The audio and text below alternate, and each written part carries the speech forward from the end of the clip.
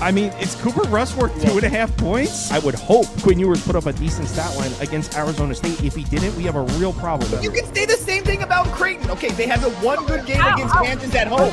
When Toast talks about the kicking market, it's like some earth is flat shit. Andy, true or false, this is going to be a dog walking. Dog walking. This is my dog walking of the day. I think it's going to be very ugly. Dog walking. I think this is going to be ugly. Hey, get the sauce. On the defensive side of the ball, in addition to not even being a good defense. Good morning, everybody. We were just discussing Rutgers, Iowa. Scoop was at the game. Scarlet Night. Fun game to go to, right? Yeah, it was a fun game. Just like you said, they just can't stop anyone on defense. So usually it's the other way around, so it's fine. Yeah, right. It's the old school Rutgers. It's like we lose what, 13-10? Right. So now we can score a bunch of points. Can't stop anyone. But yeah, the Rutgers has had some really bad luck in terms of injuries on the defensive side of the ball so far this year and last year, honestly. But yeah, we got 35 games to get to. Oh man, the record from last week. So Mac won 20-16. Scoop was second, 19-17. I was third, 17-19, and dead last again for the second straight week is the community. You guys are awful. The community went 15-22 for a grand total of the community is now 26-43 in the votes. Man, you guys are terrible. I'm putting this on you guys. Oh, yeah. And, the chat was busting my balls. Said Mac's drunk over there in Morgantown picking these games. These are awful picks. Not mad for the drunk guy coming in first, baby. How about them ears? He's got a solo cup. Yeah, of course he has a red solo cup right away. Go, baby. I couldn't tell on the college experience if that was a bit. Did you really go to Morgantown and end up getting an apartment, or is that a bit? No, I got my old apartment back. So you went to Morgantown for the game and literally just didn't leave? I didn't leave. No, full disclosure, I did have a funeral, my grandfather's funeral up in Pennsylvania. So then I was like, why would I come 5 hours back and then go 5 hours back up? So then I just made a thing out of it. I was like, but by the end, I'm like, dude, I should just get my old apartment back. It's cheap as hell up here. I'll have it for game days. I'll have it for basketball weekends and baseball weekends. So yeah, I went for the brawl, packed for 3 days, ended up with my old apartment. Yo, that's the power of not having children. Yeah, that's crazy. Oh yeah. Do what you want, whatever you want. All right, so we got 34 games, so let's just get right into it. The first one is Arkansas Memphis, and Scoop actually deserves some credit on this one because when FanDuel first opened this number, it was like 3, and Scoop texted me. I was like, go grab Arkansas. This is going to close it closer to a touchdown.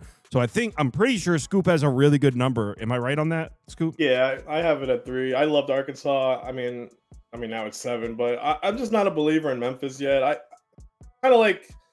Oh, we'll talk about it. But, they beat 3 bad teams. Troy was probably the best team out of their 3 wins. And now, Chris Crowder is hurt in the first quarter, so Troy had no offense there. Funny, though, you saw Troy's head coach, Gerard Parker, said that, with Crowder out, we don't really have a quarterback. So that instills confidence in betting Troy the rest of the year. No, I think Memphis' defense can definitely be had. Arkansas is going to be fired up, and they're going to score a bunch of points here. It's Arkansas. 35 points in the loss to Ole Miss last week at Ole Miss. Ole Miss miles better than this Memphis team. Memphis has been better than I thought with their turnover and transfers. But let's have them play in the American Conference to kick things off. They're not keeping this game close against Arkansas. They're not going to contain Taylor Green. Arkansas's pass rush has been great through 3 weeks. I'm not trusting Brendan Lewis against an SEC defense. I'm sorry. Those hogs are thick, man. They're going to be hard. So I feel like Arkansas is the play here. I would have agreed at Arkansas at 3.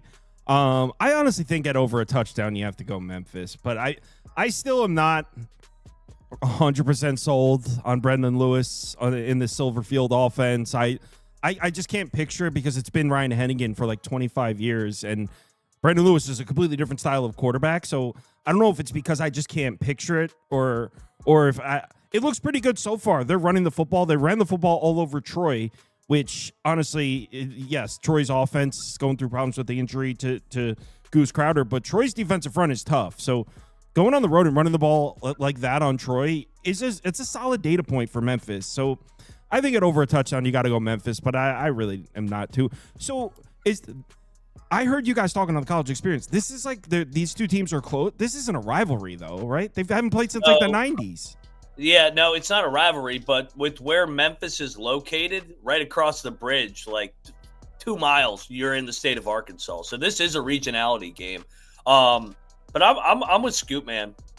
I like this Arkansas offense, and I thought last week they were able to move the ball at will. What would they rack up over 500 yards in Oxford in a hostile environment?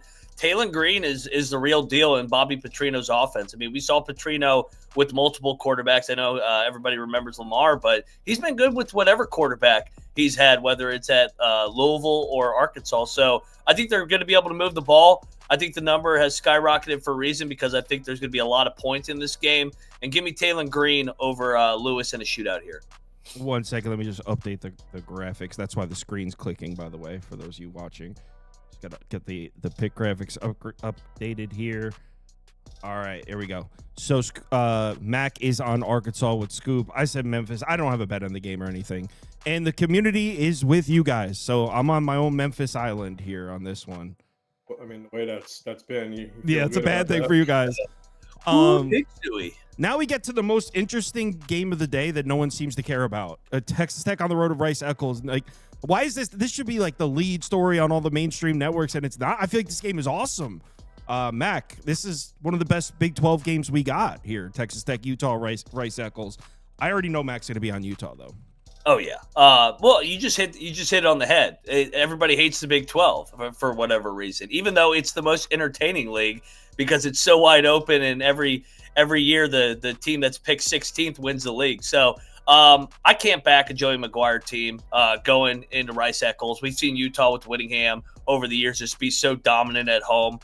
Whether it's beating Harbaugh at Michigan or Florida over there, they've beaten everybody in that building. And I like what I've seen from this offensive line. I know Texas Tech is talented on the defensive line, but I just think Utah will be able to impose their will over a 60-minute game.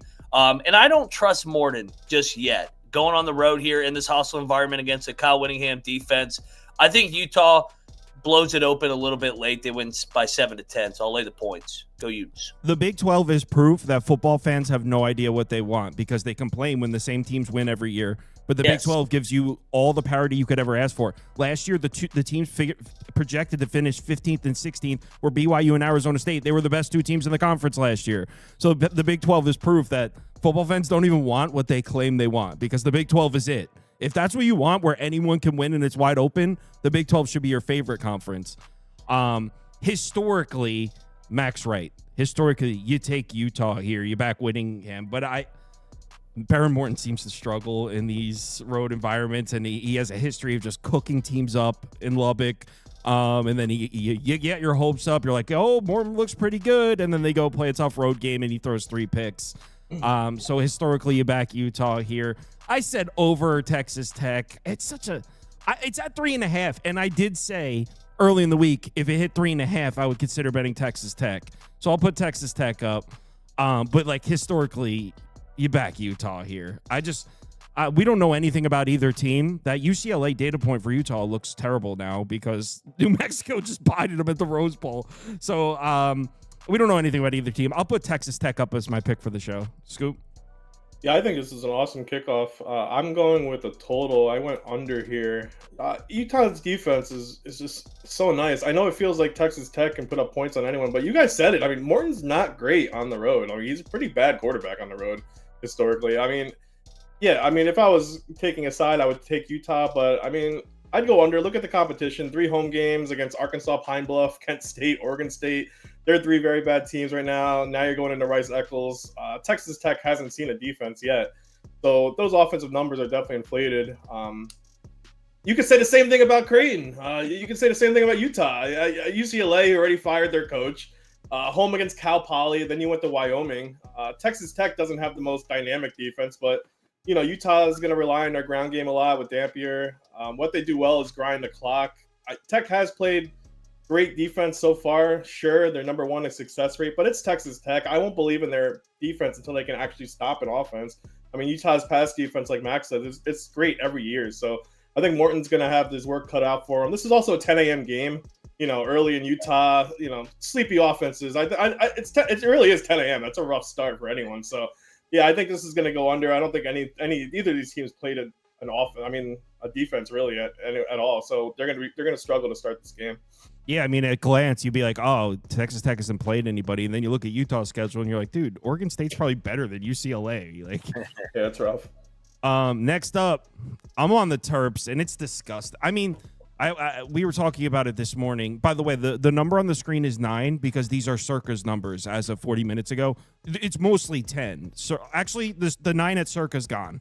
So I'm going to put 10 up for I'll put 9 up for the poll, so we're all operating with the same number. Circa did have this at 9 about an hour ago when I made the graphics. So yeah, I'm on Maryland plus 10.5, and betting Maryland in a Big Ten game is disgusting. Is Billy Edwards going to play? Is it confirmed? It's still game time. I don't think he's playing it. I think that's why the line dropped to 9. Well, I hope he's not playing. If he's not playing, I think I have a great bet here. If Billy Edwards Jr. is playing, I would say 10.5 is probably the correct line, where it'd just be a coin flip. But I'm on Maryland plus 10.5. Dude, betting Maryland in a Big Ten game is just crazy. But Wisconsin, if Billy Edwards Jr. doesn't play, that offense is not good. It's not good at all. And even though it is a freshman making his first road start, which is crazy, this Wisconsin I mean, guys, the final score of that Middle Tennessee game for Wisconsin at home in Madison against Middle Tennessee was driving the ball in the third quarter in Wisconsin territory down 14-10. Middle Tennessee was about to take the lead against Wisconsin in Madison. This Wisconsin team without Billy Edwards is not good, and Maryland can win outright.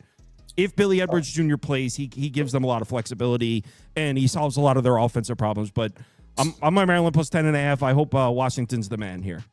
Yeah, so 2 minutes ago, he's still questionable. Yeah, gotta love the injury reports in college football. Oh yeah, they only play in like 2 hours. I mean, I took Maryland plus the points too. I got this at a worse number actually. So, but at least it's over a touchdown. I know Maryland hasn't played anyone noteworthy, but I like the way Malik Washington's played. I like that he's mobile because Wisconsin's obviously going to bring their defense. I'm not like Kyle said, I'm not really sure who's playing here. Obviously, Billy Edwards is the better quarterback over Danny O'Neal, but I mean, even if he's plays, I mean, he's questionable all week, and now you're going against your former team. It's a rough go. I'll take it over touchdown advantage with a mobile quarterback. Maryland doesn't blitz a whole lot. They've had some nice schemes and pressure to get to their quarterback. They're 5th in success rate on defense, and something Wisconsin hasn't done so far is move the ball at all. So I know they just played Alabama. You're not really going to go anywhere with that, but they did struggle against Miami, Ohio, and like Kyle said, the first half against Middle Tennessee was winning. So yeah, Wisconsin's defense is going to keep them in this, but I don't think it should be over a touchdown really. So I'm with Maryland in the points. You with us, Mac? You guys make good points, but this is fade Mike Locksley. You guys really suck, actually. So I think lay it with the Badgers. They'll find a way to cover this game. They'll break open a couple runs here, and it's just fade Locksley season. Whenever we get to the Big Ten, just blindly fade him. They always go start 3-0, and then they go 1-8 or 2-7 in Big Ten play. So yeah, he's not lying with that phony program. Yeah, I mean historically, this is where Maryland starts looking terrible. Yeah. Syracuse Clemson, man, what a tough one. So based on what we've seen from Clemson, how do you lay 17? They're dealing with injuries on the offensive side of the ball. I don't know if we have any status updates on those. There's 2 offensive linemen that are a toss-up, and also Antonio Williams is most likely not going to play. I'm reading he might not be back till after the bye week in early October. So Antonio Williams, if you don't know, that's Clemson's best wide receiver. He's one of the best he's probably the best player on the team. Like he's one of the most important pieces on Clemson. He's a superstar wide receiver, NFL caliber talent, and he hasn't played yet this year. And they've also been missing their left tackle, Tristan Lee, and they've been missing a guard as well. So I don't want to blame all of Clemson's troubles on injuries, but you take away a star wide receiver, and if you're throwing your quarterback out there without their star wide receiver, you at least got to give him time to throw or time for routes to develop. Without the safety blanket of a star wide receiver and the offensive line's hobbled and you're under pressure, yeah, that's the recipe for a struggling offense. So Jeff Nixon, I was singing his praises in the offseason. He's become an offensive coordinator I trust. I think, man, they lost their entire offense at Syracuse, and this is still a formidable unit. It's not as explosive as it was last year, but this offense can still make throws. They could still make plays. It may be all the pieces come back for Clemson, and the offensive line's healthy, and then they turn it on and just blow Syracuse out here. But if I had to place a bet on the game, it would be taking the big number or an over Yeah, actually, no, just Syracuse, not an over. Forget what I said about the over. Syracuse. I also think Syracuse defensively is coming around. Remember, Fran Brown's a defensive head coach, and this is year 2. I wouldn't be surprised if Syracuse starts playing some defense. So give me Syracuse plus 17 for the show. Mac? I struggle with this one. I ended up laying it with Clemson. I know I ate shit with Clemson last week. I thought it was a buy low spot, and once again, they did not show up in a early ACC road game. Now sitting here at 1-2, Dabo saying, if you're tired of winning, then fire me. I'll take Dabo. I'll take Dabo in the foxhole here. I don't have a lot of strong conviction on this one.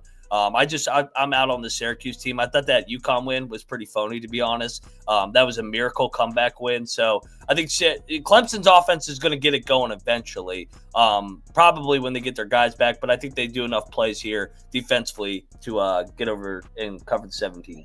Scoop? Yeah, I feel like Clemson's going to be pretty pissed off. I think they come out and actually smoke Syracuse. This team's not as bad as it is to start the season. I feel like all these Heisman hopefuls quarterbacks have been like pretty terrible this year. Klubnik, Nussmeier, Arch, Lagway, Sellers, all these were supposed to win the Heisman. All of these are supposed to be amazing. All of them are struggling pretty badly. But I mean, Klubnik and this team is specifically not that bad. I mean, Syracuse defensively, I think is going to be picked apart. I'm sorry. I mean, they're already a bottom 30 team defensively. Colgate put up 24 against them last week. And Syracuse has been scoring a decent amount, but they also struggled to put up points against UConn, and Delaware just put up 44 in a win. So this is also their first true road game. You know, week 1 was against Tennessee. That was in Atlanta. Memorial Stadium, I feel like it's going to be loud. I wouldn't be surprised if Syracuse puts up less than 14 in this game. I see this as a pretty big domination for Clemson, maybe a 40-10 type of win. I just think Clemson's too loaded to not put this game away comfortably, and they'll need to. They need to try to get people to acknowledge them again. But yeah, I don't like Syracuse at all. I mean, this is the first time I'm backing Clemson. I had Georgia Tech last week, but I think Clemson's just going to blow them away this game. I mean, I wouldn't be surprised. I don't have money on Syracuse or anything. I do think that Syracuse defense is going to come around, though. SMU TCU. I have a bet in this game. Got a good number. I'm on over 61.5. It's at 63. It's actually 63.5, 64 now. I still think it goes over that, honestly. This should be an absolute shootout. And look, I said that once it hit 7, I was leaning towards the SMU side. And at 6.5, that's probably like exactly where I would put it. I'll just put over up for the show. I wouldn't bet aside at 6.5. Guys, if you're unfamiliar with what happened last year, Sonny Dykes gets thrown out of the game, and SMU like runs the score up on them. They put up 66 points. So this is a rivalry game. It's the last one for the foreseeable future. So after what happened last year, TCU might get the ball with a minute left up 4, and drive down the field and score. Like there's some anger between these two teams. So they might make it a point to try to win. So I just feel over is the best bet. Got a good number. I'm on the over. Mac, you think Sonny Dykes runs it up on him? Yes, I do. I this is a C-note game, what we say on TCE, where, hey, cover this game, blow them out, and there's going to be a nice little envelope with what inside of it. So yeah, I think TCU drills them. That SMU defense is bad. We saw it in the Baylor game. They couldn't get a stop. TCU's offense, I think, is just as dynamic as Baylor. I think those two teams are pretty similar with veteran quarterbacks. And Sonny Dykes has been really good in this game. Last year was his first loss in this series. And he won when he was on the SMU side and then came over to TCU. So this game's personal. This is a final iron skillet game, unfortunately, with these campuses being 25 miles apart. I don't see how SMU stops him. I think TCU runs away by 2 touchdowns. Are you in agreement, Scoop? So, I mean, right off the bat, I wanted to bet the over for obvious reasons. I mean, both offenses are ridiculous. Both can sling it. I just look at the game last year. SMU won 66-44 in this matchup. I don't care what the number is. This is going over again. I've been on the over if I was betting it. I mean, it's open at 61.5. Now it's 64.5. I don't think that matters. I was down on SMU's defense to start the year. The only time they played an offense in Baylor, they gave up 45, being up 48. Struggled a bit last week, but TCU's going to put up points. I mean, TCU put up 48 against North Carolina. I mean, 42 to Abilene Christian. But even Abilene Christian put up 21. So these two are going to – I mean, they look for shootouts. That's what it's going to be.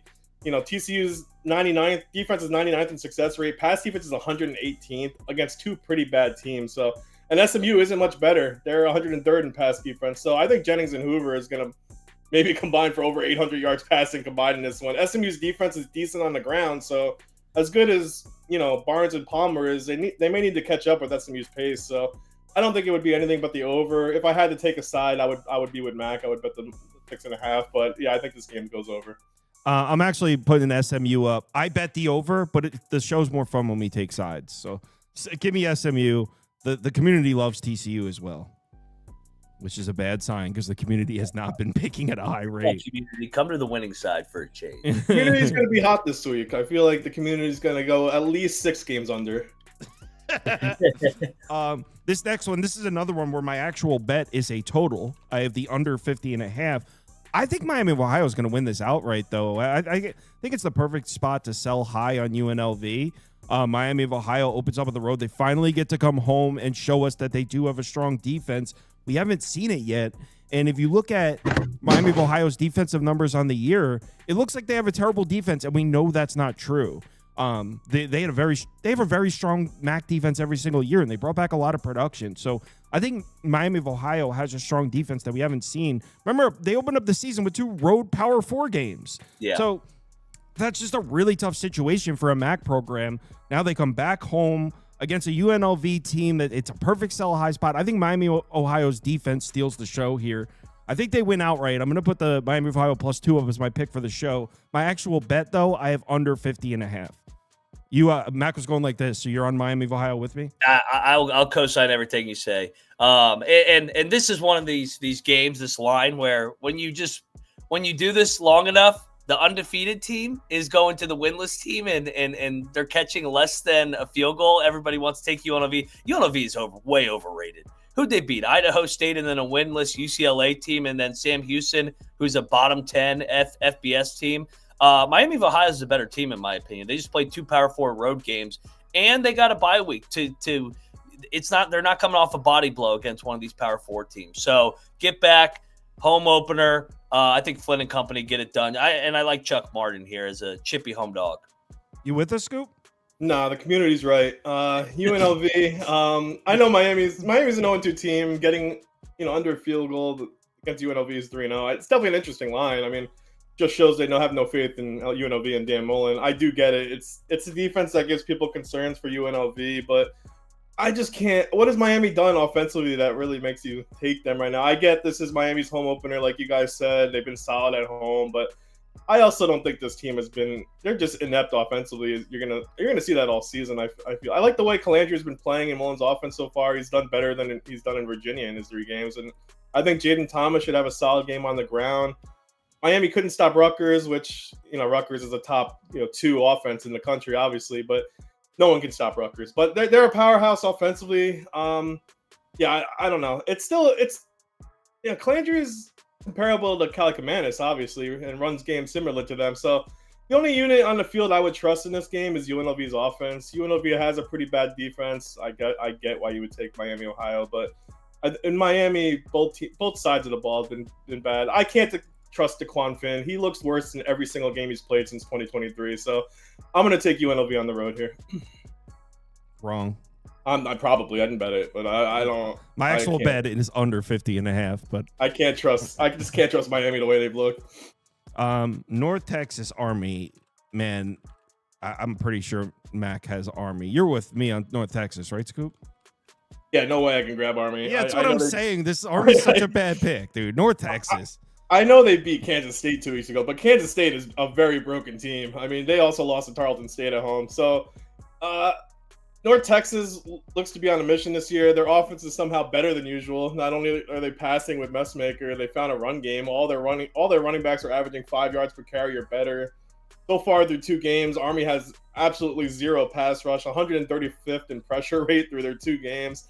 Messmaker can take advantage in the clean pocket for sure. So Army's defense hasn't been exactly great through 2 weeks, but I don't think they have the offense to stay with North Texas anyway. I mean, North Texas' secondary doesn't need to do anything to this game, covering anyone, obviously. Army with the option is tricky. I agree. with they're good against teams who don't cover it all the time. But I just don't see Army's defense holding enough to take this game even at home. So I'm on North Texas minus the 2.5. Yeah, I mean, you would think, on the road to Kansas State, that's a great data point for the Army defense. And look, they played a solid game. Kansas State's offense looks awful. The offensive line looks terrible. Avery Johnson looks lost. So that data point becomes less impressive. And let's not forget that under Eric Morris, North Texas gives us a top 25 offense every year. Third straight year giving us a top 25 offense. Mestamaker looks excellent. Army has no pass rush. I have no doubt North Texas is able to score points in this game. The question's going to be, can their defense get off the field? And honestly, since hiring Skylar Cassidy to the DC that's been brought in this year, this defense is on another level. That Western Michigan game is a bullshit final score. They dominated that game. North Texas, man. This should be above a field goal. Go ahead, Mac. Take Army. Oh, you guys want to take this little soft air raid team coming up to West Point in the trenches? Hey, they do have a great offense, but they're not going to be on the field because they ain't going to stop this triple option. They're going to bleed that clock. Oh, my God, the option, bro. These air raid teams suck against Army and Navy because they hate guarding that triple option. It's a pain in the ass to prepare for. North Texas, one road game. Yeah, they dominated the box score, but it took overtime to beat Western Michigan. So, yeah, I think this is a sell high on North Texas, who just drilled Wazoo. Everybody wants to jump on the mean green. Army's going to win outright. This is what Monken does. And yeah, they lost the opener to Tarleton, but then he changed quarterbacks for the K-State game. And I like this Helms kid. I think he's the next big thing for the Army Black Knights. So, Army, baby. I'm not going to bet against my Black Knights up there at West Point. Yeah, God forbid you guys bet against the option over there. And I will give you, Army's offense does look better with the quarterback change for sure. But I don't think Army's good at all. I think there's a weird Kansas State game that's kind of making us, hey, is Army? No, this is a bad team. No. You watch your tongue. Civil War, not much of a war. We're laying 5 touchdowns in the Civil War. I mean, how much do we even talk about this game? Oregon could win by 50 if they want. You would think that obviously this is a rivalry game. They do have Penn State on deck. I don't know. That's about all I want to say about this game. Mac, anything? Give me the Beavs with the points. You got to think, although Lanning is a dick, so he will run it up whenever he gets a chance. But, I mean, this is a pride game for the Beavs. This is their Super Bowl. They're getting 34. Oregon's got a huge, huge game in Happy Valley next weekend. They're coming off just beating everybody by a zillion. That maybe Oklahoma State, that blowout just really isn't that impressive the more and more we watch the Cowboys. Give me Oregon to win by 28. I'll take the points. I guess I'll take Oregon. I don't know. Oregon, I'll put up for the show. I don't want to talk about this game anymore. I'm taking whoever's facing Oregon State, pretty much. The team is garbage, which is crazy because I thought they were improved this year with Malik Murphy and a competent offense. I think they're going to win the conference. I don't know, man. That conference is pretty bad. Listen, I mean, Murphy has 893 yards through 3 games. That defense, though, is pathetic, giving up 34 in every game. Oregon's going to pick this team apart. And Oregon's secondary has been solid, which should give Murphy some problems. He already has 5 picks in 3 games. And one thing you could take advantage of right now is Oregon's, middle of the road run defense. But Oregon State has the worst rushing offense in college football. So I know this is a big rivalry, but Oregon State's been terrible at home, terrible on the road. 34 is a lot of points, and especially because Oregon doesn't really blow teams out, historically. But I think they're just a terrible team. This team's going 2-10 this season. Oregon State sucks. Well said. Yeah. The crazy part is I like Malik Murphy, man. He's got, when he throws the football, I mean, his technique is the ball's perfect. Throws the tight spiral. I don't understand why he's not better. He passes the eye test, I guess is the way I would describe it. But so does Nico. So maybe the eye test isn't a good indicator. Yeah, the eye test is a combined 0-5 or 0-6 so far to start the year. Sometimes having all the tools doesn't necessarily translate into a winning football player, especially at the collegiate level. Next game, this is one of those where it seems like all the sharp college football minds disagree with me. I understand that you should have questions about Auburn's defense going into Norman here. I mean, Auburn's offense, I'm sorry. I understand. I mean, Auburn has a strong offensive line. They're not going to be able to bully this Oklahoma defensive front. I get it. This is probably the best defensive line in the country. So I understand your concern that Auburn's going to go into Norman and try to run the football, and they're not going to be able to against this defensive line. I'm not even disagreeing with that, honestly. I think they're going to struggle, and I'm not sure if Jackson Arnold can make them pay with throws over the top. I'm with all that. I am just saying on the other side, I have the same questions about Oklahoma's offense. It seems like everyone has forgotten that Oklahoma had arguably the worst offense in the SEC last year. All it takes is a couple cool Mateer highlights and throw them in the Heisman talks, and all of a sudden Oklahoma's this godlike offense. They didn't even look that good against Michigan offensively. The defense won them the game. So the concerns with Auburn's offense here going on the road to Oklahoma, fair. I have the same concerns about Oklahoma's offense. I don't think he didn't get in that Michigan game. They didn't run the ball. Mateer was the only one running the ball. Having an offense so centered around one player, it's easy to game plan against. And this is a revenge game, not just for Jackson Arnold. For Auburn, they should have won this game last year, where they lost by like a miracle. I think Auburn wins outright. Look, this number's been bet up to 7. Like, it's clear that the quote-unquote sharp college football community likes Oklahoma here. So maybe I'm an idiot. I got Auburn on the money line and the points. Max, I think you're with me, right? I am. It doesn't feel like many people are on Auburn today. I know, no one is. I think this is a field goal game.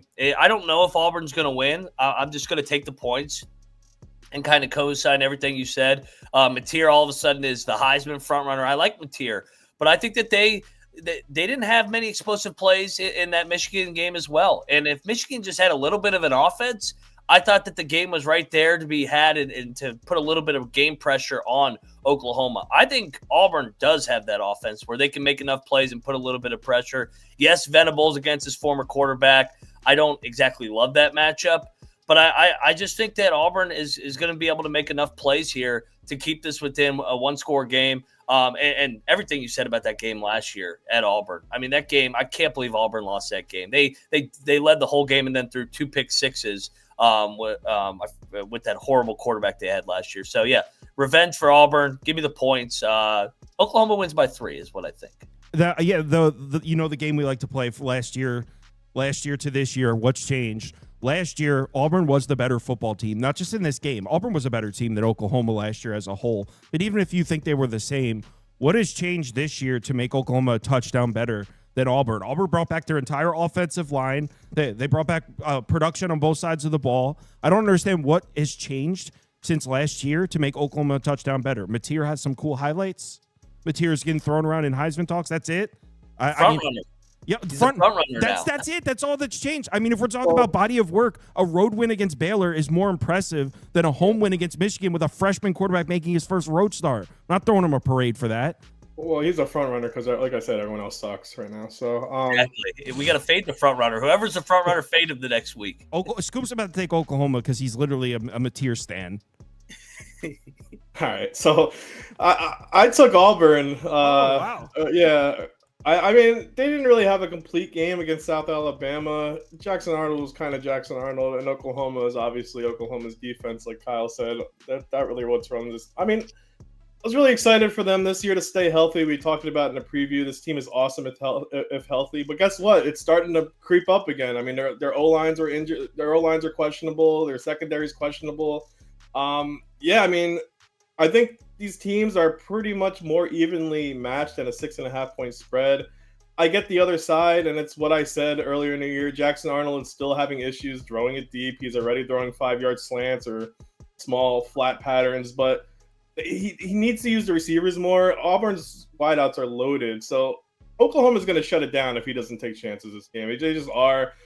This bet is more of a bet of them opening it up a bit. Jackson Arnold revenge game. I love Mateer. Kyle is right. He's the Sooner savior, but I'm hoping Mateer is not going to be able to throw the ball well here. I mean, Auburn's secondary is loaded, so Auburn's secondary has been rough, but I don't think Mateer is like a godsend. So Auburn 6.5 is something I take with 2 newer teams gelling. I just like Auburn's spot here. I hope Mateer throws 4 picks today. Who would be the front runner after that for Heisman? Nobody. Jackson Arnold, bro. Probably Dampier. Yeah, maybe. Scoop, do you think this next number is too big? Tulane on the road at Ole Miss. I bet Tulane. I think I got 13.5 though, so I got a good number. I feel like the question with this game, Tulane Ole Miss, is: are you buying what Tulane's done the last couple of weeks? They look very strong and they're running the football. They're not really centering the entire offense around Retzlaff's arm, and they use that sparingly. Like last week against Duke, I took Duke because I was like, oh, Tulane's not going to be able to run the ball. Well, Retzlaff came out making throws, which is not something he was doing in the games prior. So I think this Tulane offense is pretty versatile, and I don't trust Ole Miss defensively. So I thought 13.5 was too many. So I'm on Tulane. I would bet at anything over 10. Are you with me, Scoop? No, I'm going Rebels. Every week I talk shit about Tulane and how this is the down year and now they're 3-0. But I was right on South Alabama, at least their one game. I just really don't think they've shown much yet. They beat a bad Northwestern team. South Alabama kind of lit them up. Duke isn't a great team right now. And I know Ole Miss does not have the defense at all. Their front seven is just not that good. I've said it earlier this year. But I feel like it's good enough to deal with Tulane. And I truly don't think Retzlaff is a good quarterback. I mean, he had 4 rushing touchdowns last week against Duke, but Ole Miss is going to make him throw the ball. He's not rushing for 111 yards this game against Ole Miss at home. I know Ole Miss has been terrible. Like, they've been so bad at stopping the run. But on the other side, I just think Tulane is vulnerable defensively. Their run defense is pretty terrible, too. I mean, their pass defense is really average. Ole Miss is a top 10 offense in terms of pace. I really think Ole Miss hangs 35-plus here. Yeah, 38-21, Ole Miss. Exact score. I just want to say I agree that Ole Miss hangs 35-plus. I just think Tulane hangs 30-plus. Mac, let me guess what Mac's going to say. I actually don't know. You probably think I'm going to be on Tulane because I usually like the dog, but I kind of feel like this is a smash spot on Ole Miss. Shout out to Ferris State, baby. The quarterback change down there in Oxford. I just think Tulane, 2 Power 5 wins at home. Coming in all of a sudden, getting a lot of hype. I don't think Ole Miss is overlooking them. Lane Kiffin's been very complimentary all week about how great Summerall is, saying he's going to be the next SEC big-time coach. He's buttering them up, and then they're just going to drill them. I think Tulane struggles to stop this Ole Miss offense. I can see Ole Miss running away here and putting 50 on them. So, yeah, give me Hottie Toddy down there in Oxford to run away with this one. It looks like Billy Edwards Jr. is going to play, by the way, according to someone in the comments. But that person could... Yeah, but the person is Eric Shipley. Yeah, so it's not a reliable source. So that poll is pretty close. Yeah, Ole Miss won the poll, but that was a split one. Next up is Michigan-Nebraska. I haven't bet this game. It's such a cool game to watch. I want Nebraska to win. This one reminds me of the Rutgers game last night, where it's like, in terms of picking, I'm not really sure. I think Nebraska loses this game, but I want to put Nebraska up because I want Nebraska to win. I like to root for Matt Rule, and I don't think he got a fair shake in the NFL at all. And this is year 3. He's got the quarterback he wants. They got the offensive line there. Defense is maybe a little bit suspect in comparison to last year. I want Nebraska to win this game, so I'm picking them, but I really don't know. I don't think Nebraska can stop Michigan from running the ball, which is really – I actually think Underwood could play really well in this game. He's a little more experienced than Oklahoma. He'll have more run support. So I'm torn. I'll put Nebraska up, but I honestly think at a pick that this is a coin flip game. But my pick for the show is Nebraska. Mac, what do you think? I'm on Nebraska. Michigan, they're not letting Biff Poggi wear the tank top, so he's not Biff Poggi anymore. So I got to see it from Underwood in a road start. I know he got the first one out of the way, but this is going to be another hostile environment. I just need to see it from this Michigan offense before I'm going to back them on the road in a hostile environment. And I think Raiola can make enough plays with Dana Holgorsen. I think they've been very vanilla the first couple weeks with the playbook. I think they open it up here and make some plays like Oklahoma did on the back end of that secondary of Michigan. Scoop, you with us? Yeah, Luke Fickle said Billy Edwards is playing, but like I said, you can't trust Shipley because he puts American cheese on steak. He does do that. It's disgusting. I'm taking Michigan on the road. I'm not. I am. Kyle knows I'm a Raiola hater, so I don't buy his hype. Beating Akron and Houston Christian, great job. That's really impressive. So Akron's probably the worst team in college football. This is going to be like the Cincy game Nebraska played in week 1. I feel like this is like a 20-17 type game. Michigan winning 2017. Michigan is a better team here, and until Raiola beats a quality defense like Michigan, I guess we'll see. I personally don't believe it. I get he has like a 76% completion percentage, 8 touchdowns, but Michigan's going to be the best defense he's played this year so far. I'm not saying Bryce Underwood, like Max said, is going to light up Nebraska. He probably won't.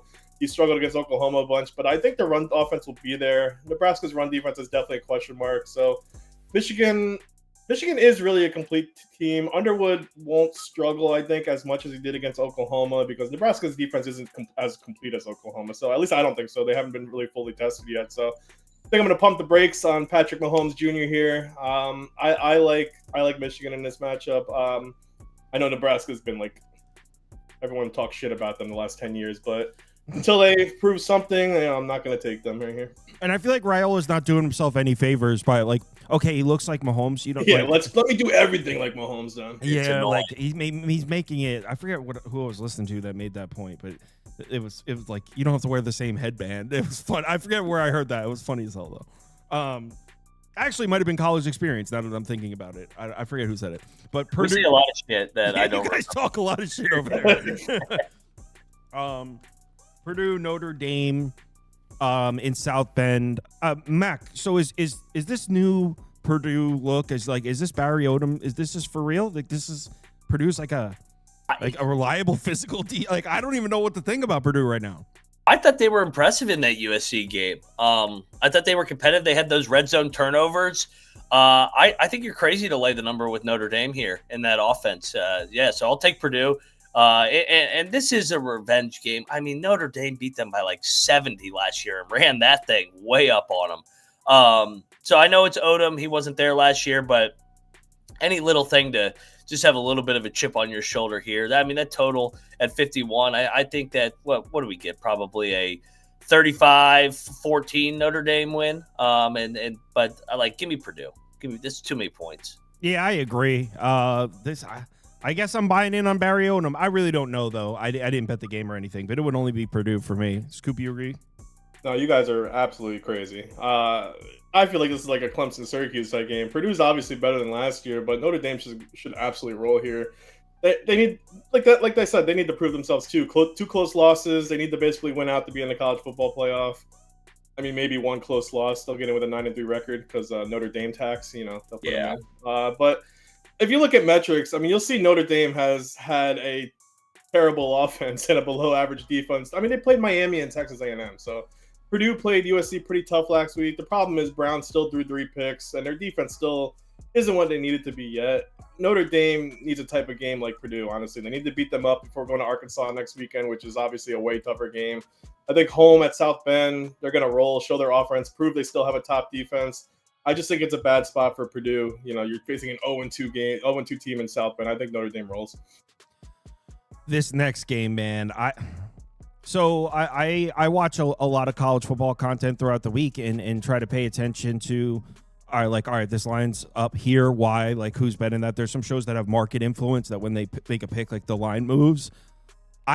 Whoever this is that's betting UCF up over a touchdown, I think obviously to have that kind of influence to bet this number from 6.5 up to over a touchdown, it has to be somebody sharp and respected that has money. So it's not like this guy's an idiot. Like somebody is doing this. Mm-hmm. I think it's probably Mac. I think an extremely sharp college football bettor has gone off their meds here. In what world is UCF a touchdown favorite? I don't get it. When I grabbed North Carolina, as soon as this opened, I grabbed North Carolina plus 6.5 in the money line, and I was like, this is going to close at 2.5. I thought it was like a monster bet. I did the same thing. Yeah, I thought like, oh my God, this is a smash. Like, I bet you North Carolina, this might close at a pick. I don't even know. What have we even seen to lead us to believe that North Carolina is the better team? I mean, that UCF's even better than North Carolina. I don't understand. I don't know who's betting this up. I'm on North Carolina. I don't understand the line. Mac, can you see any reason that UCF should be a touchdown favorite? The North Carolina defense.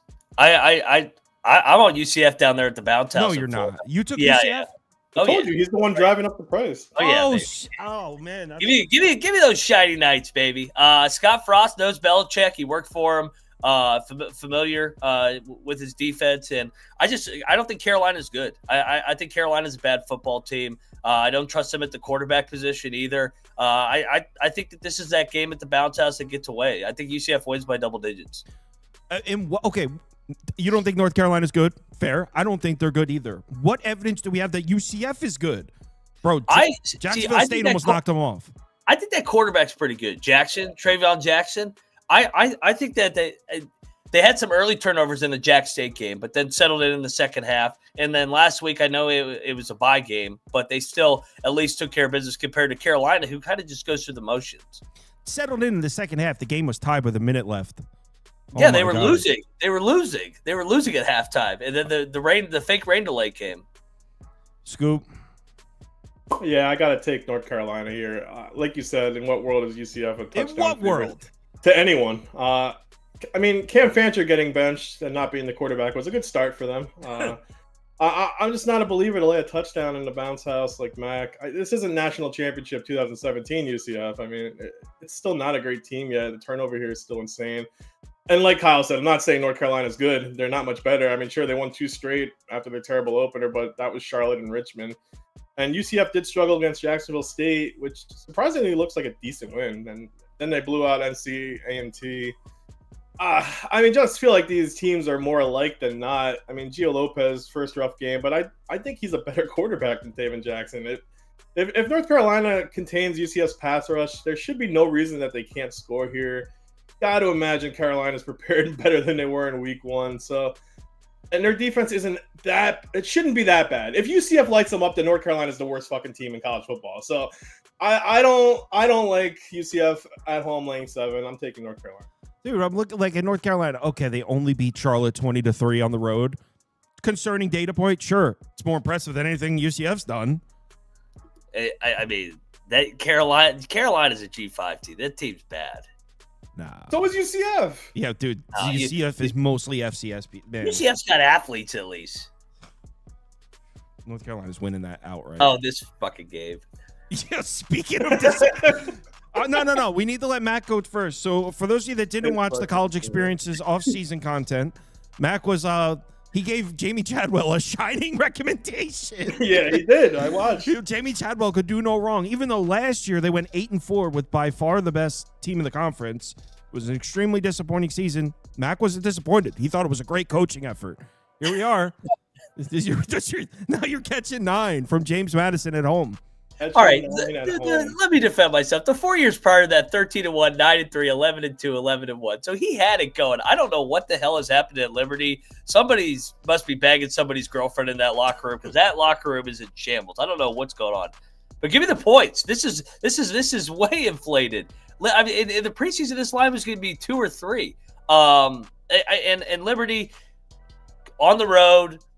Loses a favorite, coming back home, catching points. This is the foxhole spot that I always talk about. We just saw West Virginia do this last week in the brawl, and this is a rivalry game, man. There's a lot of hatred between these two teams. Chesney and company, they got to figure out the quarterback position themselves. So yeah, give me Liberty as a home dog. I think they're live to win the game. Yeah, I agree completely. It would only be Liberty, and what concerns me a little is we keep doing this with Liberty where it's like their stock falls and they're like, it can't be this low. And like it's still lower, that they still find a way to, like, that game against who did they play before Bowling Green, Mac, where we both had them? I laid 5.5. Jack State. Man, they looked awful in that game. They were under a touchdown to Jacksonville State, and we were all had the same reaction. We're like, Liberty can't be this bad. Under a touchdown to Jacksonville State. Jacksonville State ran for like 370 yards in the game. It was freaking awful. So my reaction to this one is catching 9 at home. Liberty can't be this bad, but Chadwell might suck. No, he didn't forget how to coach. He's won 20 and 64. You know what? You're right. It looks awesome this year. Is that what you want to hear? They look great. They look fantastic. I'm just saying on you're critical of coaches over there on your show, and if other coaches did this, you'd be slamming them. You'd be telling them they're going to get fired. But with Chadwell, you should have been criticizing Chadwell last year and you didn't. Then you started this year praising him. And so it's just like, what does this dude have to do to earn criticism? He's on the hot seat. I put him on the hot seat this week, so that means they're going to win today. Let's go. Scoop? Yeah, I can't take Liberty. I think they're an absolute disaster. I know Liberty getting 9 at home is tempting. The Dukes kept it close against Louisville. It's closer than the final score said. It was tied into the fourth. They got kind of a weird setup there. I know Barnett's still the quarterback, but Sluka last game carried the ball 21 times. So maybe Sluka's the leading running back there now. I'm not sure what's going on there. I don't think Liberty knows what's really going on now either. They can't stop the run anyway. James Madison had a nice week off for this game. They'll most likely control the clock all game. Liberty's offense is like really anemic right now. Vasco's not the Vasco from Coastal Carolina. I think Coastal would love to take him back right now, but he's not fitting here. There's just nothing for Liberty there that makes me want to take them. I was down on them before the season. I'm definitely down on them now. This is pretty bad.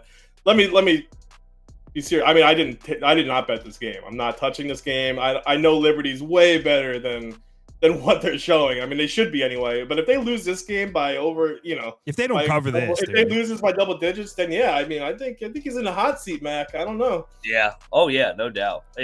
This everybody's asking what's the case. This environment will be on fire for this game. Kind of like Oklahoma State hasn't won. Is there any fire left with the Liberty program? It's the Flames, baby. Oklahoma State hasn't beaten an FBS team in 371 days. So that's I know. Don't talk about it. Oh my God. 371 days. Tulsa, let's go. Tulsa. Well, we already know what Mac's doing. He's the resident Chris Creighton hater. Me, you mean? You mean Scoop. Oh, what did I say? You said Mac. Oh, no, Scoop. You're taking Louisiana, right? I honestly this game is such trash. Oh, you back in Creighton? I'm back in Creighton, unfortunately. I mean, listen, Eastern Michigan is absolutely terrible, but Louisiana doesn't have a quarterback at all. They just don't have a quarterback. They don't know what they're doing on offense, and Eastern Michigan can put up points here. I mean, I really think they can score. It's their defense that's letting them down, and Chris Creighton is not a good coach. He's just not a good coach. He hasn't been a good coach in 12 years, but I think they can definitely put up points here. I think they're going to – I mean, they're home catching points against a bad Louisiana team. It's not the Louisiana team from last year. They literally don't have an offense to move the ball. They don't have a quarterback. So I'm taking Eastern Michigan at home, getting the 2. Yeah, I agree. Eastern Michigan should not have problems moving the football in this game, like Scoop said. Louisiana has no quarterback, like Scoop said. Guys, remember, their quarterback from last year, Wooldridge, he's in the NFL. I believe he's Drake May's backup at New England. The quarterback they brought in through the portal to replace him was Walker Howard. He's out for the season.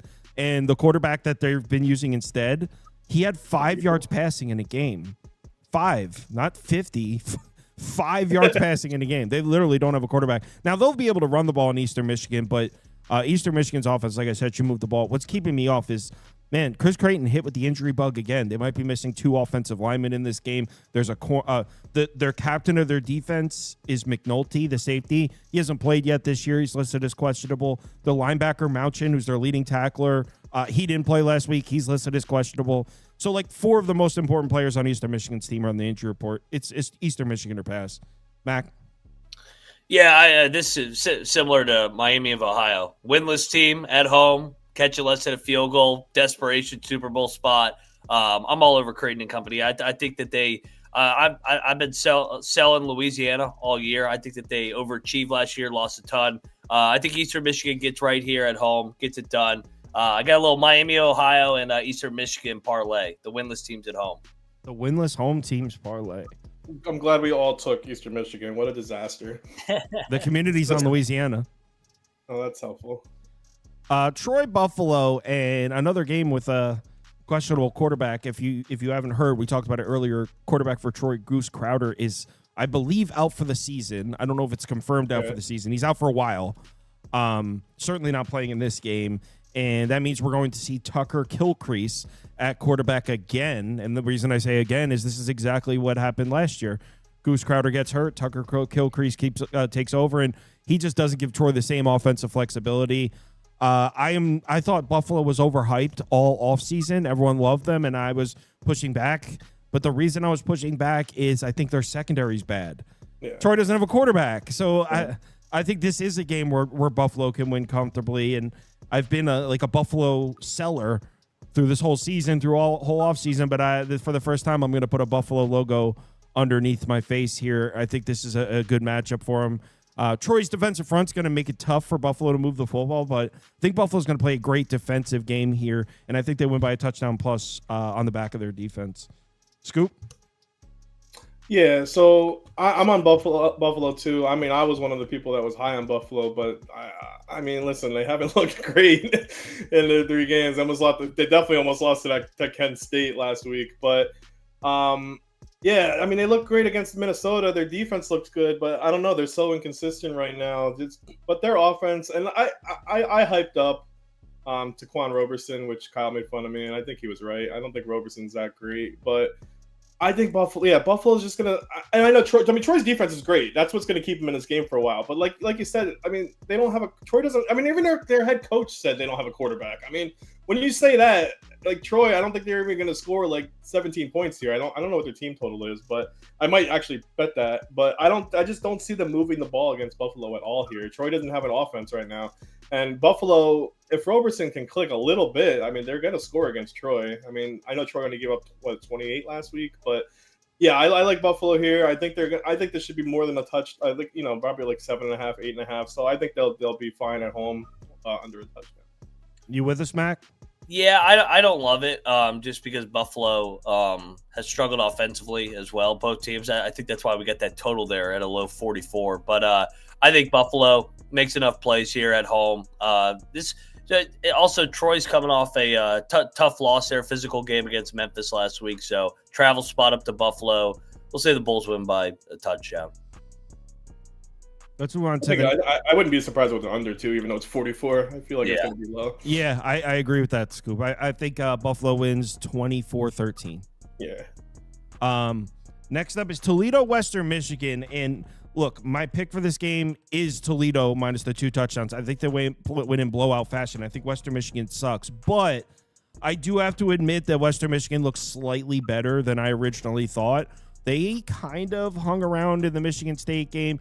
And, dude, they got crushed in the North Texas game, but they still found a way to force overtime despite getting dominated in the stat sheet. So Western Michigan might not be nearly as bad as I thought, but this Toledo offense is on another level. In MAC play, I think Toledo is going to be moving the ball up and down the field effortlessly through all of conference play. I think this offense is just such a huge step up in terms of it's so much better than anything else in the MAC. So I think Toledo's offense is just going to keep scoring and scoring. So even though I don't know so much about Toledo's defense, I think Western Michigan's not. Toledo in a blowout. Anyone agree, disagree? Yeah, give me Toledo. I think Western Michigan stinks. That North Texas game was a one-off, I feel. I don't care about the run game for Western Michigan. That barely exists as it is. This team is statistically the worst offense in the country. Their defense is pretty terrible. I wouldn't be surprised if they finish at the bottom of the MAC. The MAC's terrible right now. Akron, Eastern Michigan, UMass, Kent State. Yeah, this isn't your grandpa's MAC. Just for fun, I mean, Western Michigan has lost 17 straight as an underdog. And Toledo has covered 3 in a row. Definitely the team to beat in the MAC. There's no way I'm putting money on Western Michigan. That's they're averaging 12 points a game. They can't even throw the ball. I get the hard schedule they have. Michigan State, Illinois, a tough North Texas team. But Toledo is the best team in this conference. You have to, they're gonna have to show me something to win by less than this margin right now. So I'm taking Toledo. Oh, you're taking Toledo? I thought you said Western Michigan. No, they're awful. I bet you Mac's about to take the Western Michigan. Oh yeah, I love Toledo. I think that they're really good, by far the best team. But under Candle, these are the games they struggle with. They get up for the big games, and then when they're a double-digit 2-touchdown favorite, they struggle. They lost last time they went to Kalamazoo. Last year, they lost multiple times as a double-digit favorite. I think Western Michigan's played a tough schedule.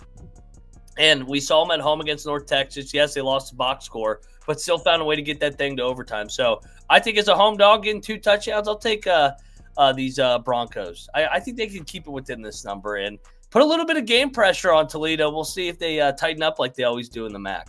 Nah, Toledo's going to win that comfortably. The next game, hold your nose. I really like my Duke bet. Oh, I do too. Oh, you're on Duke too? Yeah. So yeah, Duke smoked me last week. The game, I mean, like, My bet was lost before I even got the game on the goddamn TV. Like I was like, oh shit, the Duke game started. I turned it on. They're already down like 20-0 or something.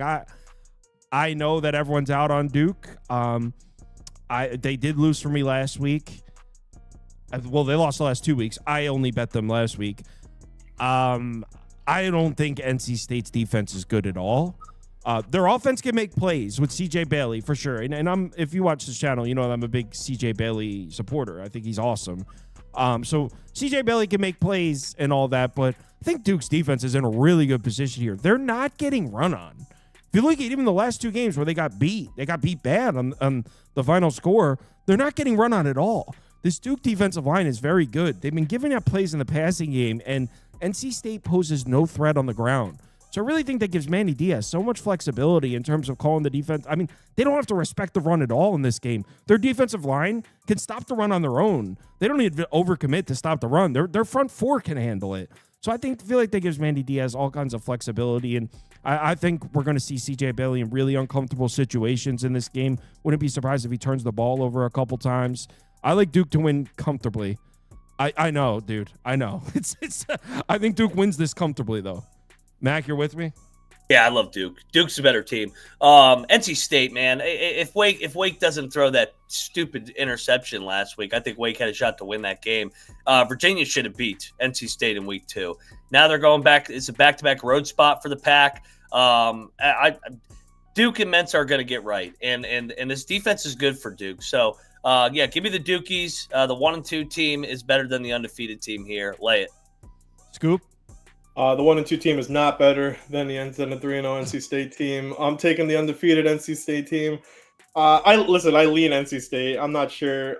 One thing Mensa is going to do is throw for over 300 yards passing probably again. 3 straight he's done that. I think Duke does need to use the run game a bit more. They're just not doing that. And I know Sebastian Harsh is out for half this game, right, for targeting, so that sucks for NC State. But I think NC State's run offense I think it's going to get going a little bit. I know Hollywood Smothers has a great season so far. He leads the ACC in rushing, 3rd nationally. I think Duke might have a bit more of a difficult time stopping the run that they have. I know they've done decent so far against it right now. I know Kyle said that, but I feel like this NC State's going to get going here. And if Duke pressures CJ Bailey, he's great at getting out of the pocket and can definitely throw the ball downfield, which Duke's secondary is pretty terrible. So, and then, I mean, Kyle constantly talks shit about CJ Bailey. I don't understand. He just burns him every time. I mean, he's talked shit for like a year. That's a lie. So, no, I mean, it started off that way. Now, I mean, you're just not giving him his roses. Heisman quarterback, CJ Bailey. Yeah, I feel like this goes over too. I feel like this is going to be kind of like a shootout. So I like NC State in the points here. I think this is going to be a close one. But I'm not betting. I have no idea. Hard to argue with an over. Because I think every NC State game is over. Next up, Temple, Oklahoma. KC Keeler gets smoked at home last week. Do you think Georgia Tech comes out flat after the big win, Mac? Yeah. What year was it? Maybe 2 years ago. They pulled a big upset, then they lost to Bowling Green at home, or one of those MAC teams. So yeah, I think that they do come out flat. They go back to the ACC next week. Keeler, I think that this team will get better throughout the year. I know that was disappointing against Oklahoma last week, but yeah, I'll take him 20-24. This would be one I would look at a first half money line. If Georgia Tech just comes out completely flat after storming the field against Clemson, give me Temple in the points here. Scoop, I have to reset the graphics. We've reached halfway. Yeah, I mean, this week, I feel like I'm on so many favorites, but I don't think this is a dog week for the most part. I really like Georgia Tech. Evan Simon isn't a good quarterback. Just because they have a good coaching staff doesn't mean all of a sudden he's awesome. I mean, beating 2 terrible teams in UMass and Howard isn't it. I had Oklahoma last week. That turned out to be an easy bet. I don't think this is a letdown game here for Tech, personally. I know they had a big win against Clemson. They go to Wake Forest next week, so it's not like it's a huge game on deck. Wake's one of those bottom of the ACC teams still, I feel. Not complete bottom. I think that's Virginia Tech. But, I mean, Temple's just not a good team. I mean, Keeler's going to need some time. I feel like Georgia Tech's a complete team. They're not getting a ton of credit. I still don't think so. I think they're going to blow the doors off Temple. They probably will. Personally, I think Tech goes undefeated until the Georgia game at the end of the year. I mean, look at their schedule. They avoid Louisville, Miami, and Florida State. And their hardest game is Pitt, maybe. So I think Georgia Tech's going to roll here. I think they're I think they might win the ACC. Yeah, I put up Temple. I don't have much interest, and I have the graphics updated, so we're good to move on. Go. We're good to not talk about Dude, this. there's so many games we're talking about that the thing can literally only hold half the graphics, and I have to delete them and reset halfway through. Dog walk of the day. Oh, get this out. This is a blowout. Listen, so I had West Virginia last week. It was awesome. I had the money line too. Was the game of the year. Mac was in attendance. This is a blowout. Kansas by 30. West Virginia looked like shit last week. I was thanking the good Lord that Pitt gave that game away. Kansas in a blowout. Yeah, I mean, we actually just found out. We just found Mac yesterday, actually, in a ditch outside Morgantown. We're glad he made it back to us. Yeah, listen, West Virginia's back. That was their national championship. Team's ready to go on a run. That said, Kansas by 1 million here. Yeah, I mean, listen, West Virginia hangover like Mac from last week. Huge game in overtime going into Kansas, whose offenses looked like just great the first 3 weeks of the season. Coming off a bye too. Jalen Daniels looks like more like the 2023 Daniels than they did last year for sure. Or 2022, but they put up 31 in Missouri with literally no ground game. They didn't even try to run the ball, Kansas. So, and look, 3 weeks. Mac's gonna say West Virginia's defense is held up. I mean, Parker Navarro got shut down. That win against Bobby Morris was a nice win, I guess. And then Pitt last week. I know Holstein had 300. Didn't look great doing it. I mean, this is the ultimate letdown spot. I agree with Kyle. Kansas's defense will step up, shut these Mountaineers up. I mean, West Virginia blew their load last week against Pitt. The team's not good. It's good. It was evidence against Ohio. So now it's time to go back to normal West Virginia, 4-8 type of season. Better luck next year, Mac. I don't think you really care anyway. You beat Pitt. That's really all you cared about, right? I mean, that's like Michigan last year. They beat Ohio State. So I feel like you're going to be okay with a 4-8 season. I feel like if we strap Mac to a lie detector test, he would say Kansas. He's not going to say Kansas. But. This is the resurgence of Mountaineer football. Rich Rod is 34-6 in his last 40 games as West Virginia head coach. This isn't Neil Brown coaching, and this game is not. What is this at the Fog? Is this Bill Self coaching Kansas? What kind of line is this? This is ridiculous. West Virginia is good defensively, and Edwards first start last week, taking over for Jaheim White. This is a game. West Virginia's going to shock the world again. West Virginia outright. Keep the points. All this Kansas shit. This is the same line that they laid against Fresno in week 1. Game 1 of West Virginia and Fresno are comparable. No way. Not game 100%. Dude, West Virginia looks terrible. Pitt gave them the win. People forgot how good Rich Rod is of a coach he is, man. I'm telling you. Oh my God, bro. They're gonna get better. By the way, and plus 375 for the money line. I had West Virginia money line against Pitt last week. I watched that whole game, and my thought throughout the whole game is this team sucks. What's the chat doing? What's that poll at? Heavy Kansas. Kansas is heavy. Very, very I have heard everybody say this is the dog walk of the day. Just keep betting against us, baby. Listen, Chad knows what's up when they talk about West Virginia. They know they have their finger on the pulse of this Mountaineer team. They know West Virginia football. So. You never been to Morgantown, Chad. You guys aren't tough enough. You a bunch of Pitt fans in there. Yeah, the chat's not tough enough to handle Morgantown. That football team last week, I cursed my TV out the entire game. Like, are you trying to lose? The team sucks. Delaware FIU, I think the Delaware Magic comes to a screeching halt here. Oh, I disagree. So, for those of you that haven't followed along with Delaware football this year, their quarterback gets hurt on like the second series of the season. They bring in the backup quarterback, Mini Cucci, who's been awesome, and he's been slinging the football around, but here's the thing. They're going to FIU. FIU's pass defense looks excellent. They've been a little vulnerable to the run, but Penn State was having problems completing passes on FIU. They also played FAU in a rivalry. FAU's not a good team, but Kitley and Velkamp, that's a good passing attack. So FIU, I trust this secondary. A little vulnerable to the run, but Delaware doesn't run the ball. They don't have a rushing attack. So I think all that Delaware Magic comes to a screeching halt here. They've got injuries to the wide receiver position. Delaware's been struggling to defend the pass themselves, and they're playing their first ever FBS conference game on the road against the most experienced quarterback in the conference in Jenkins. Jenkins is a really good quarterback here in this conference. Look, he's not an NFL player or anything, but in terms of the standard of this conference, he's one of the better quarterbacks in the conference. So I think FAU wins this comfortably. Honestly, I think 10 plus by double digits. I'm on Delaware. Delaware looked amazing last game. I'm rolling with them here. Delaware, I said, would finish in the middle of the conference this year because this team has a ton of continuity from last year. It really is the conference you want to obviously start your FBS play, Conference USA. But I feel like the offense can compete here for sure. FIU is coming off their big Shula Bowl win. I don't really even think I would categorize this as a letdown game for that. I mean, Delaware's good this year. I was bullish and said they would finish with 6 wins. I know they can't make a bowl because that's stupid NCAA rule. I don't know why that exists, but I mean, yeah, 5 points, 5.5 points on the road, first Conference USA game. I think they could definitely throw on this FIU defense. I just think they could. You know, Mini Cooch looked awesome through his 3 games. Joe Silver has been great running the ball. It's not like FIU's defense is great by any means. So I get that Delaware's defense is a little worrisome, but UConn's offense is better than FIU. So I just feel like you see Delaware can win in the shootout already as well. So let's go Blue Hens, win Conference USA. Let's do it. I guarantee Max on the Blue Hens too.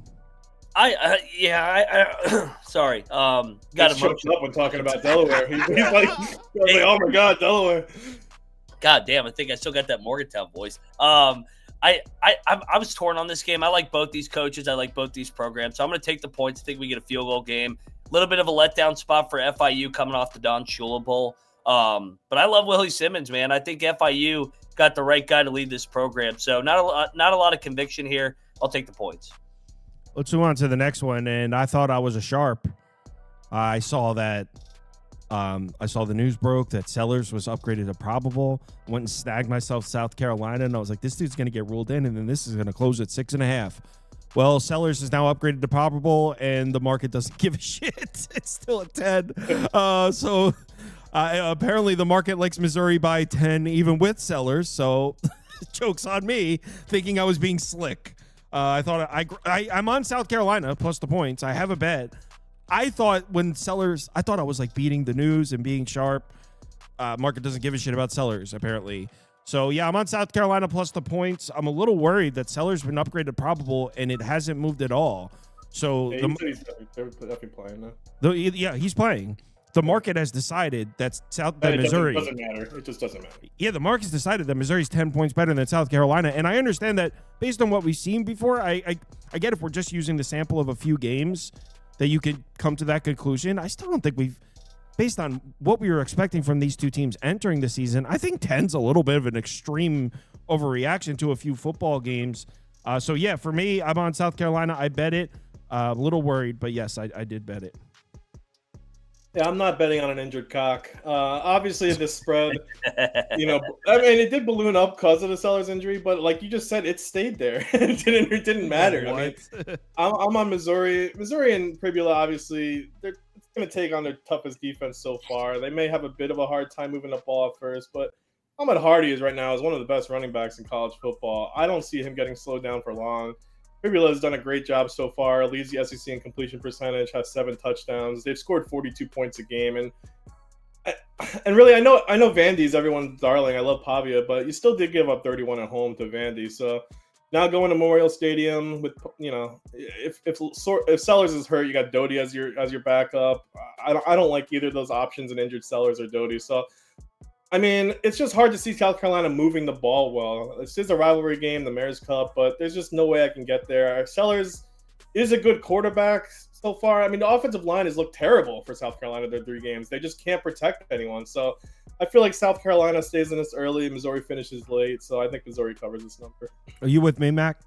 Yeah, this is one of my system plays, the foxhole play, where you lose as a favorite the week before, then you're catching points the next week. South Carolina's not as bad as they were last week. I think we're getting about 3 points of value here. So I think the number should be closer to a touchdown. Sellers is going to go. I know Missouri looked really good against Kansas, racking up almost 600 yards. But I think that these two teams so familiar with one another. I think this is a pride game for Beamer. And Beamer's good as a dog. He's not as good as a favorite. He's a good rah-rah guy, back against the wall. Give me those cocks. This is a little bit of a rivalry brewing too. I heard on CBS they were saying that this is going to be one of the SEC rivalries that gets instituted. So yeah, double ditch in those kind of games too. Yeah. Man, by the way, Choate's taking money. This is down to 7.5 at Pinnacle now. So Go Choate. I was considering Western Kentucky at 10. I think Nevada is awful. I think they're one of the worst teams in the country, and college football heads have a weird obsession with Choate. So go ahead, Mac, take Nevada and tell us about Choate. That was a fluke game. They were up 13. No, it wasn't. No Tennessee won that outright. Get out of here. They were up 13-0 with like 6 minutes left, and all that weird shit happened at the end. Yeah, bounce back. Choate another good coach as an underdog because they're chippy defensively. Bad as a favorite, looking back on it last week. Give me Choate and company. I know the travel spot is tough going all the way to Bowling Green. But I think that this is a one-possession game. I'm not running delay north of a touchdown with this Western Kentucky defense. I think Nevada's legitimately one of the worst teams in the country.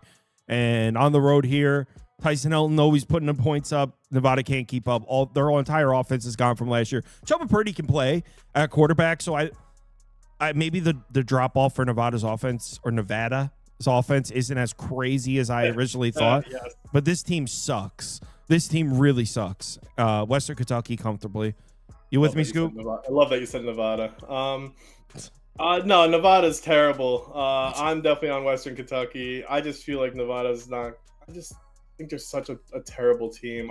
There's just no reason for me to take them here. I don't even want to talk about it. Just move on. Sounds good. Yeah. Mac, tell me I shouldn't take Air Force money line here. Doesn't Boise always struggle here? Yes, they do, and I don't think Boise's that good. I think they're solid, but I think that they're still getting respected like they have Genty still at running back. So I'm taking Air Force here. Lost last week as a favorite at Utah State. I think Calhoun's veteran group here bounces back at home. It's a tough place to play at. I think Air Force makes enough plays. I think north of 10 is crazy. I think this is an overreaction. Another foxhole game here. Let's go, Falcons. Couldn't agree more. In fact, I think I'm going to bet this. I originally stayed off, and I was just looking at other games, and I figured I would eventually get around to this one, and I never actually did a full looking into this game. Unless there's injuries that I'm missing or something, I don't know how you're laying 10.5 points here at Colorado Springs.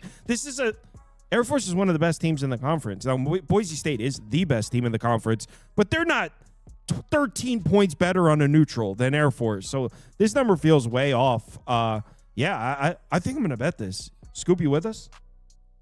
Yeah, this is a hard game. I mean, Boise had that terrible game, then played an FCS program 2 weeks ago. So they are rested up. They're going to Air Force, your 10-point favorites. These two didn't play last year when Boise State ran through their conference, but I am taking Air Force as well. Last 3 games these two played, Air Force won once. The other 2 they lost by 8 and by 5.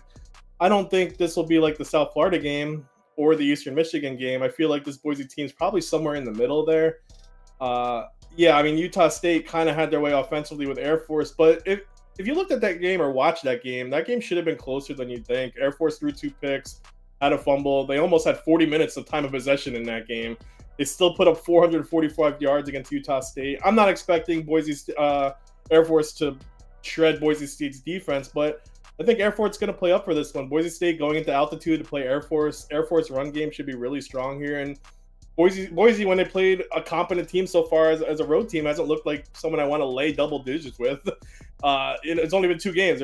We got to see what Boise State is in Mountain West play before you're laying 2 points to Air Force. This game's been close the last couple of years, so I'm taking Air Force in the points. We're all on Air Force there. I might add that bet. Next up, man, Scoop, do you think my pick would be under, but I'm sticking with sides for the show. I feel like the range of what we can get from Florida is too wide. I wouldn't be surprised at all if they win this game. I wouldn't be surprised if Miami blows them out like they did last year. Miami looks strong, and I don't like to have, hey, did they quit on the coach? I don't like to do that, but did they? I don't really know what to expect from Florida. I think they're good enough to win this game, but they're also bad enough to lose by 30. So I'm so in terms of a side, I really don't know. I think Miami, Carson Beck stealing all the headlines. Miami's defensive front looks strong. That Notre Dame game was really impressive. They were winning the battles against Notre Dame up front. So I think Miami's defense is not getting enough talk. So my pick for the game is under. I'll say Florida for the show in terms of a side, but I'm all ears. Scoop. I'm gonna grab Florida here. Before the season started, the line obviously wouldn't be like this. That's how Florida game hurt. They also couldn't do much against LSU. I mean, 5 picks will do that. Just some dumb decisions by Lagway. But I think Florida can compete here. Their defense has actually been the rock of this group through the 3 weeks. They did what they needed to against South Florida, even against LSU. Nussmeier looked average, held down that run game long enough. And offensively, without those Lagway mistakes, I mean, Florida could have had that game, and they definitely should have covered. I mean, they dominated time of possession. Florida's defense is in the top 10 overall this year. I think it'll have a decent time slowing down Miami here. I mean, on the other side, Miami's secondary isn't amazing. I don't think Lagway plays a game like that again. If he does, then next week will be Tremble Jones or Harrison Bailey. But Lagway's not that bad. Really, really bad game. But Jaden Ball is going to have a better game here. I just think it's wild to say Miami's going to win this game by a blowout. I just feel like Florida's defense is just really solid. I mean, if Lagway plays a decent game, I feel like Florida stays in this game in the fourth. So I'm going to take Florida in the points. Probably dumb. Florida has looked bad, but this team's way better than it shows. Is this the final few weeks here for Billy Napier, Mac? Yeah, it's getting close. Because they got Miami tonight, and they got Texas next week, and then I think they have Texas A&M. Well, so Texas is like it might be a layup. Yeah, Texas might be the easiest game on their schedule. Yeah, I'm all over the Gators here. This line's inflated as well. An overreaction. If Florida just doesn't turn the ball over, 6 times last week in Death Valley, they, like Scoop said, they had a shot to win that game. So defensively, I think this is a rock fight. Bitter rivalry here down there in the state of Florida.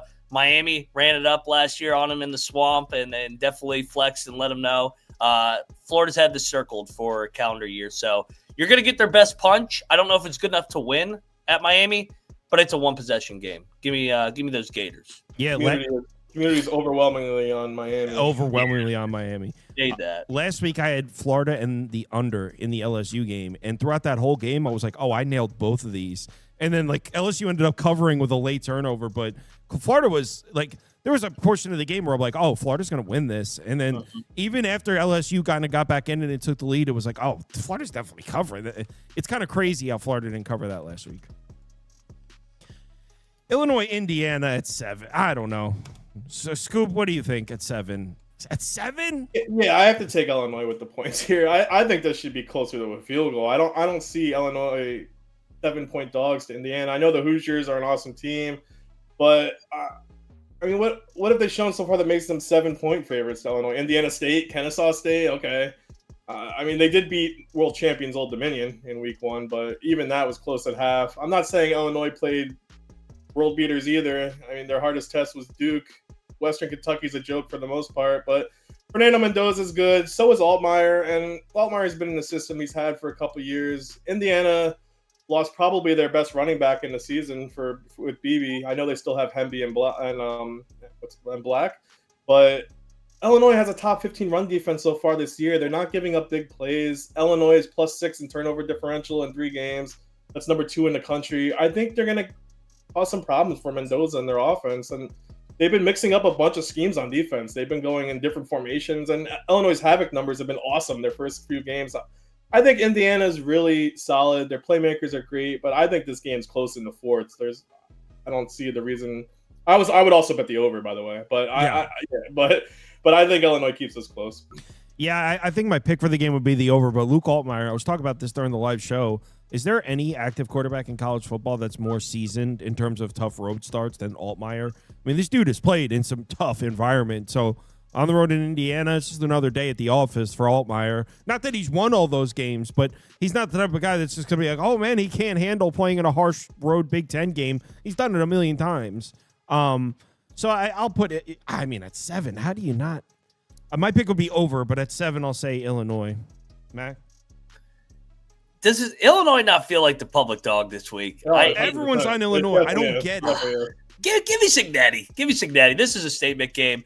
They were really good in those showcase home games last year. I think they were vanilla in that Old Dominion game, and Old Dominion's not bad. They beat Virginia Tech by 30 last week in Blacksburg. So I think they open it up with Mendoza. They're more explosive offensively. Illinois better win that turnover battle here by 4 or 5 like they did against Duke, or I think this one could get away from them. So, yeah, give me those Hoosiers. I'll lay it. I probably would go over, by the way. Yeah, I would too. I also got really good CLV on this. I got Illinois plus 3.5, so that's really great. Georgia State Vandy revenge game. For those of you that don't know what the hell I'm talking about, Georgia State beat Vanderbilt last year. Do they take out their frustration on them, Mac? I don't know, man. They're off of two huge wins. Like, I think that they're definitely gonna beat their ass, but I mean, you think by more than 27 and a half? No. Yes. I think Jordan State's live. Oh, yeah. Live. Come on, man. What is wrong with you? Bro, we just saw it. Vanderbilt all obsessed with the SEC, being the new kids on the block and playing tough with the likes of Alabama and South Carolina. They're overlooking this game. They did it last year. Listen, I don't care. Pavia minus 50. Vanderbilt's continuing their process of things that don't make sense. I get it. Pavia doing his Pavia thing. I mean, right, and losing here would be the perfect Vanderbilt. That's the thing. Is like turnover doesn't matter for Vandy. On paper, it doesn't matter for Vandy. Now this one, like Kyle says, on paper and just in general, Vandy should destroy Georgia State. I mean, 27.5 is a lot for Vanderbilt, sure, because just me thinking about Vanderbilt over the last 40 years of life makes me want to not lay this number ever with Vanderbilt. So, I mean, Murray State just posted 21 though against Georgia State last week. TJ Finley threw 2 picks, and this is a payback game. I think Vanderbilt lost to Georgia State, like Kyle said, after last year after beating Virginia Tech and Alabama. They lost 36-32 last year. I don't think that's happening again. It's not going to be a letdown, I don't feel. This is Vandy's 8-win season. They keep shocking the world, win this game. You know, I think they win Utah State next week and then go into Tuscaloosa against a 5-0 team and beat Alabama again. Let's do it. No, but this isn't really a look-ahead spot either for Vandy. I mean, you have Utah State on deck at home, and I agree. In that game, Utah State plus the points might be a good look next week. But no offense against Georgia State has no offense. They really don't have a defense. So I think Vandy wins this game comfortably. But like Kyle said, I mean, this is the type of Vandy oh my God, Vanderbilt looks so good, and then they just lose. They win by 3 or they lose outright. So, but I like Vanderbilt here. Jordan Dixon Reed in the comments said it perfectly. The most Vanderbilt thing ever is them losing this game today. Oh yeah, I'm not touching this game. I'm not betting. Matt, come on, Georgia State. Yes, Georgia State first half money line, 11-1. Let's go. Give me the points. I'm with you. Pavia, great as a dog, not good as a favorite, because they're never a favorite. They're not supposed to drill teams. Let's go. Yeah, I like it. It's plus 1,100 for those of you that didn't hear it. And then plus 1,800 on the actual money And line. didn't you, in week 1, didn't you hit 2 of these? I hit Idaho State, then I hit Florida State. Georgia State first half money line. I actually like against Alabama. Yeah, this is the one. I'm changing my pick on the show from plus 27.5 to plus 1,700 on the money. I'm not gonna give you. I'm gonna really give you a loss for that. Like if you no, lose, I want the plus 27.5 on my record. Are you sure you want the points? No, see, I want the credit without any of the risk. Is what got it. Understandable.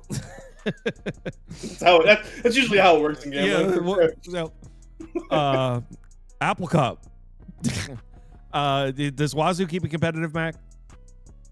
I think so. They got embarrassed last week down there in Denton. This is a big time rivalry. Will be a hostile environment. I like Washington and the trajectory of this program under Jed Fish and Williams at the quarterback position. But I think laying north of 3 touchdowns on the road in this rivalry game is a little crazy. So yeah, give me these points with the Cougs. I think Washington wins by 10.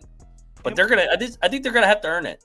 Yeah, and Washington State, they showed us a really nice game at home against San Diego State. And look, San Diego State was kind of shitting the bed in a lot of that game, spoken from somebody who had the plus 3. San Diego State really kind of gave Washington State a lot in there. But they at least showed us Washington State has that in the tank. They could come out and play an awesome game at home in Pullman. So I'll say Washington State too. I don't have a bet on the game though. Washington State. I just talked about how they look real good against San Diego State. We've seen them look real bad. North Texas made them look like they didn't belong on the field. I know. And that wasn't just a couple things bounced their way. No, they beat the shit out of Washington. North Texas beat the hell out of them. So yeah, I'll take Washington State plus 21, but I'm good. Scoop. Yeah, where's Toast? We need We need him on here to His talk. parents, for those he lives for this rivalry. I'm sure his parents are at the game. For sure. Well, his parents have. I don't know if you knew this, Mac, but Toast is from Spokane, and his parents are season ticket holders at Pullman. So they got to be so pissed this game's week 3. The Apple Cup should be the last game of the year. It's ridiculous. I don't know. I disagree with that take you guys always say over there. I like the last game of the year to have implications on the conference championship. Well, what are you doing here? Well, Wazoo, Wazoo, what are they going to take? Oregon State? Like, what's the matter? Well, Washington State's a unique situation, but I think there's the separation between the old school college football fans and the new school college football fans, where it's like, instead of South Carolina, Clemson, Kentucky, Louisville, I'd rather see South Carolina, Clemson, Louisville, and South Carolina, Kentucky. I think those games make more sense. I understand the rivalry aspect of it. I'm just saying, like, in terms of the order, I think those, if they had implications on the conference championship, would be excellent. But you'll get punched in the face saying that to a college football head, bro. Yeah, don't say that. Yeah, you'll get punched right in the face for saying that. Yeah, I'm grabbing the 21 at home. Washington hasn't beat Washington State by this number since 2017, and Washington State won 2 of their last 4 in this. I know this isn't close to the same Washington State team of last year, the last few years, really, but I don't know how good Washington is this year. Damon Williams is the future here, obviously, NFL prospect. So far in 2 games, he's looked great, but Washington State's secondary should be able to contain him for the most part. Did they do that against North Texas? No, not really, 59-10. But it really wasn't the defensive's fault there. I mean, they had 5 turnovers. I mean, North Texas's field position was the starting line was at the 50. That's their average field position, was at the 50 all game for North Texas. So, yeah, I mean, they abandoned the run game early that game. They fell apart. Washington State secondary is solid. If they limit their mistakes, they can definitely keep this in within 3 touchdowns. Also, like you said, they're home at Pullman. Not the easiest place to play, so I'm taking Washington State. All right, next. Stanford, Virginia. Dog walk. Dude, Virginia's kind of strong. That offense is... Yeah. I guess, yeah, that was... Stanford's game was last week. That was their best fastball. Yeah, laying 16.5 with Virginia is wild, but I think that is the play here. I mean, Stanford last week, I think we all had them actually last week. It's a good spot. Boston College coming over. Stanford needed that one. But now you're flying across country to play like Kyle said, a really strong Cavaliers offense. I mean, Virginia is dealing with some injuries, but they're getting huge names back. Cam Robinson's going to play his first game at linebacker, was hurt the first 3 games. Cam Ross is not hurt anywhere at wideout. Clary, their starting safety's back. So they're getting good pieces back here, especially on the defensive side. And though Vaughn may not play at running back, Harrison Whaley and their whole Virginia running back room, their O-line's been awesome. Through 3 weeks, Virginia has one of the best rushing offenses in the country. And I think that continues here. Stanford's terrible against the run defense, 106 in the success rate, and they really have an average pass defense anywhere. Chandler Morris can definitely sling it. So, I mean, I know, like Kyle said, Stanford had a right offensive game last week, but Culberson can't throw the ball successfully. Their running back carried them. So I think Virginia should put this one away kind of comfortably. So. Yeah, I agree. And the name you mentioned, some pieces back on the defense. The name I was looking for is Cam Robinson. He's back, confirmed 17 hours ago. Cam Robinson, that's their all-conference linebacker who hasn't played yet this year. So Virginia gets their best defensive player back today. Dog walk. Mac, you're with us, right? Yeah, it's kind of weird seeing Virginia lay this number against a non-FCS team. But, yeah, we were all over Stanford, but this is a bad spot. Virginia drill spot. Yep, agreed. This one could get ugly. Stanford's bad. that was more last week when we all picked Stanford. That was more of a fade of Boston College than it was a bet on Stanford's not good. So Scoop, go first, because Scoop literally messaged me in the group chat and said bet Baylor, so he must feel strongly about it. The bet I have is over 56.5, so I got a good number. On a side, I actually kind of lean the other way, but go ahead, Scoop. I like Baylor. I mean, I'm going to continue the Arizona State got lucky last year tour. I mean, okay, they beat Northern Arizona and Texas State. Holding Texas State to 15 is actually pretty nice, but Arizona's defense, I think Arizona State's defense might be better than their offense this year. I really think they may be. So, I mean, Arizona State isn't moving the ball at all well. Offense didn't look good against Mississippi State. Texas State, to be honest, they should have done more in that game. And that Northern Arizona game, they struggled a bit there. They were 2-10 on third downs. Levitt hasn't looked good.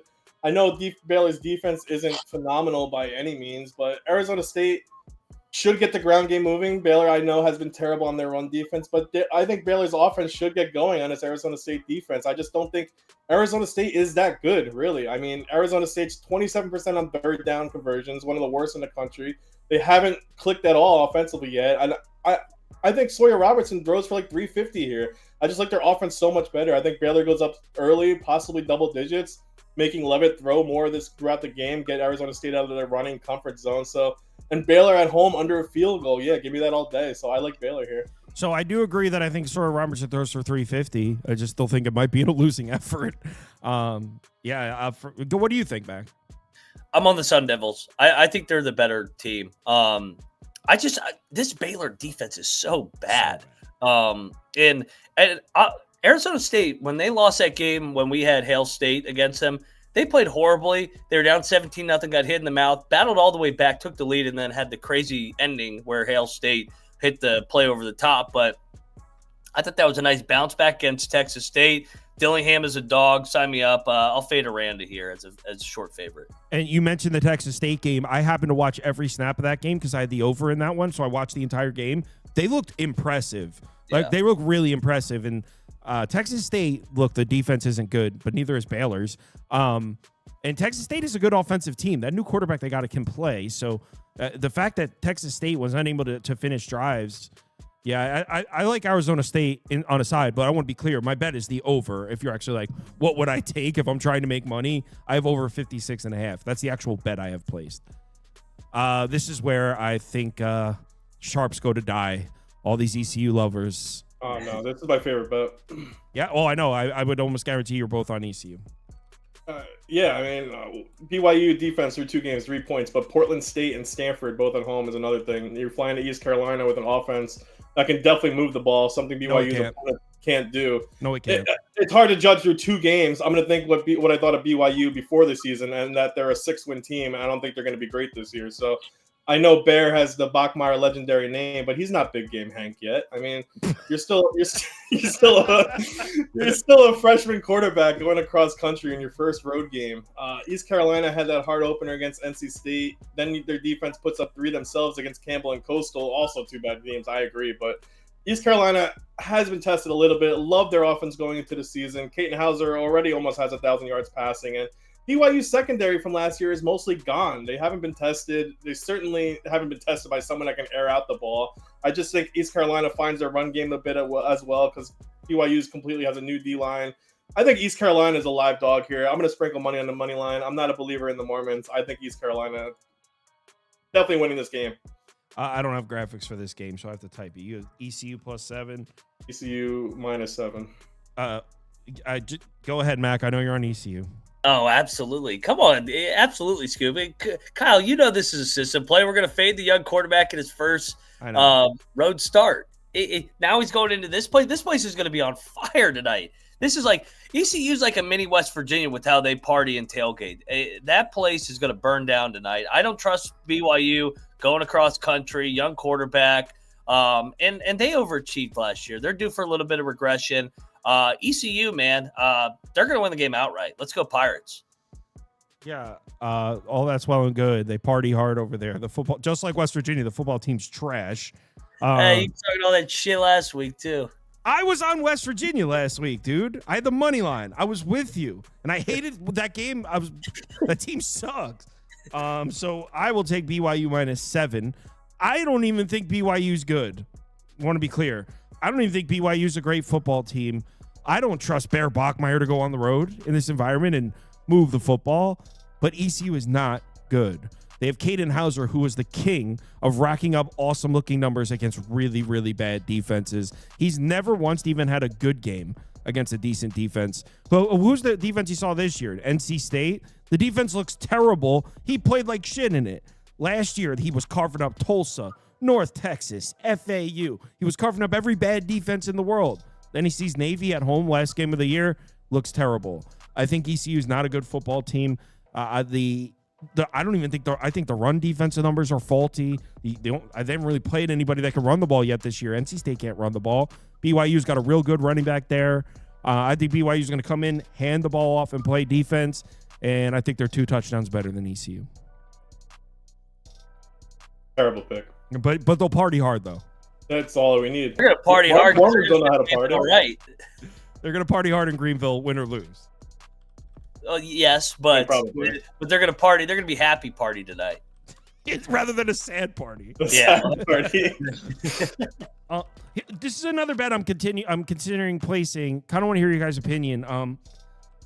UTSA is really good. I just like them so much more at home in the Dome. Outside at Colorado State against a Colorado State team that I think maybe people are sleeping on a little bit. I don't know. I think this should be like a field goal. I think honestly maybe even 2.5. I think at plus 4.5 you have to go Colorado State. Anyone agree with that? I do. I everything you said, like I don't really like laying points as UTSA away from the Dome. I don't really like this Colorado State team either, but altitude, give me the home dog in Fort Collins. This isn't a strong conviction play though. I actually was considering betting this, and this game's later, so maybe this is a decision I can make in a few hours. Scoop, you with us? I took the over in this game. I think UTSA is an incredible offense and such a bad defense. I know Incarnate Word put up 20, 43 to Texas State, 42 to A&M. I really don't know what the hell Colorado State even is in through two games. I didn't know what they were going to be into the season. I wasn't sure if Nick Nicolosi throwing the ball or not sure if they were run first. So far, they're kind of split, but I know Colorado State can throw the ball. They definitely have the running backs to take apart UTSA. This game, both defensive lines aren't great. Through 2 games, they don't generate any kind of pass rush on either side, and that's with Colorado State blitzing constantly. The issue is if you're blitzing Owen McCown, he's under pressure all the time anyway. He's used to it, so I think he can air it out. He can complete some passes. I guess I would take Colorado State in a side, but I do like the over here. I think that if UTSA goes up early, they're going to make Colorado State throw the ball. I think this is going to be a shootout.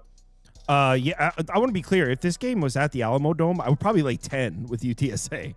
Maybe more. Yeah, this is like one of those teams that has really intense home away splits, and I just don't trust the way they play. They're like an air raid speed offense, and that Alamo Dome is perfect for the way that that offense is built. So away from isn't Colorado Springs? I mean, not Colorado Springs. Isn't Colorado State in elevation, Mac? Yeah, Fort Collins. Yeah, yep. Fort Collins. That's it. So, yeah, they're in elevation, too. I don't even think Colorado State's that good. I think they can beat them. Yep. That number hasn't budged either. All right, this is where I know we're going to disagree. Mac has become like a Cal apologist. I think Cal might lose this game outright. The hype for Cal is freak. We're laying 2 touchdowns on the road now. They were one of the worst teams in the ACC. 2 weeks later, we're laying 2 touchdowns on the road. This is freaking crazy. And look, Mac's like, yeah, I'm going to do it. Go ahead. Lay your No. I had Cal last week on the money line. Oh, but... you're with me? San Diego? Oh, yeah. I'm all over San shit. Diego State. They're live in this game. This is, hey, like you said, young quarterback. He's been awesome. He's lit it up through 3 weeks. This is San Diego State, man. This is kind of their Super Bowl. Little brother versus big brother here. And Sean Lewis, I like this team in here too. I know they had the egg up there in Wazoo, but that was a lot of turnovers. I think San Diego State has a shot to win this game. Love getting the 14. Let's do it. I thought for sure you were going to take Cal. You guys are loving Cal over there on your show. We like the coaching staff, but I like Bill O'Brien, but I'm not laying 14 points on the road. Yeah. Like, there's some teams you don't lay 14 points on the road. Cal's one of them with a freshman quarterback. If this game was at the beginning of the year, what would this line be? I feel like it would have been like 6.5. I feel like the Cal hype is blowing this market up. Yeah, is Aaron Rodgers playing quarterback there tonight? For real. Jesus.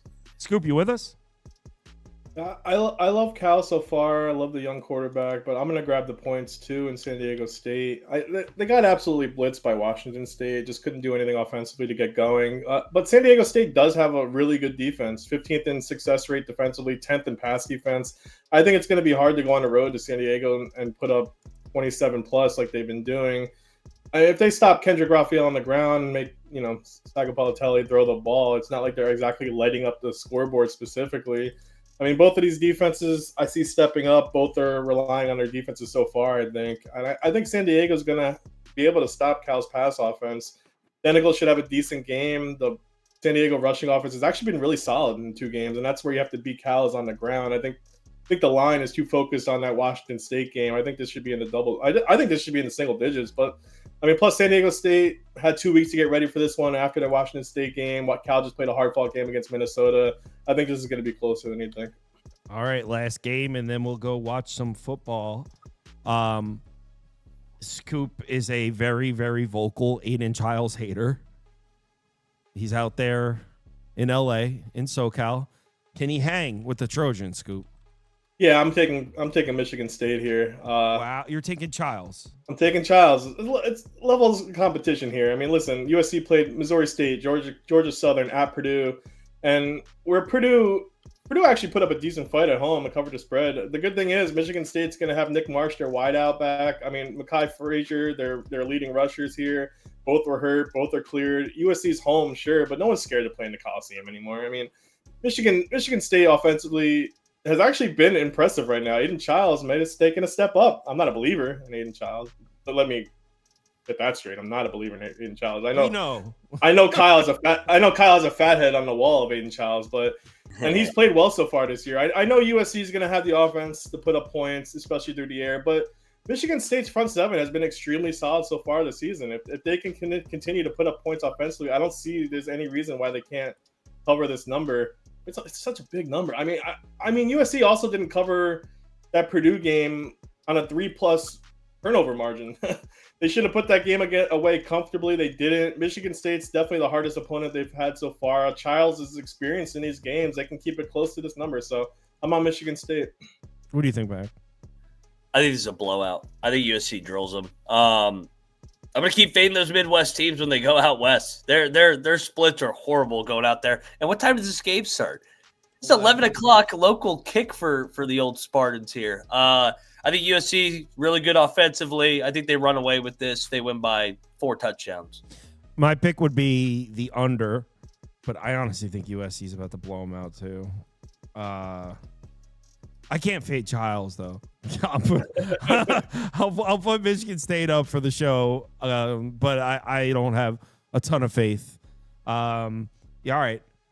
Mac, where can they find your stuff? College experience. You got to do favorite bets. Oh yeah. Well, we kind of just said it. Whatever. What is your favorite? I won last week. Oh, what is your favorite bet then, Scoop? You're excited to share it. Another one that we didn't talk about. Southern Miss +3. You're telling me you're gonna lay 3 with Sonny Cumbie? Yeah, no, there's no way. Southern Miss +3. The play is the under in that game. Louisiana Tech has the most turnover. I mean, most penalties. Sonny Cumbie just leads an undisciplined team. It's just no way I'm betting Sonny Cumbie laying 3 to Southern Miss. Southern Miss is gonna win outright. Southern Miss money line. My favorite bet is either Kansas -11.5. Or You're going to be all over my Twitter later. Or Duke again, honestly. Yeah, Kansas by 30+. Mac, what's your favorite bet? I was going to say Duke, but I'll give a little diversity here on this show. Give me Florida. Cristobal, prime time, laying north of a touchdown. What could go wrong? Gators +7.5. Oh, and I like the over in the Hawaii game. 47.5 is wildly low for these two teams. They're going to light it up, especially if Alejandro doesn't play. He is. He's definitely playing. Yeah, but Hawaii's got a defense now. I don't know about that over. It's hidden. It's hidden.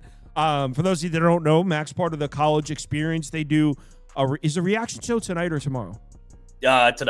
Tonight, probably like 2 a.m. Yeah, so they do a late night reaction show that I always have on. They're going to go through all the games. So they do a reaction show. They do picks on Wednesdays, I believe. They also do an FCS pick show over there. So they're live almost every single day, and that's the college experience. I'm sure most of the people watching are already aware of it, but type it into YouTube, the college experience. That's where you find it. And make sure you follow Scoop on Twitter, which is on the screen. Everyone. Go enjoy your Saturday. Bet responsibly. See you all tomorrow for the NFL show in 23 hours and 12 minutes. I'm up. I might come live at midnight and do some stuff, but I'll let you know. Talk to you guys later. Let's watch some football. See you guys.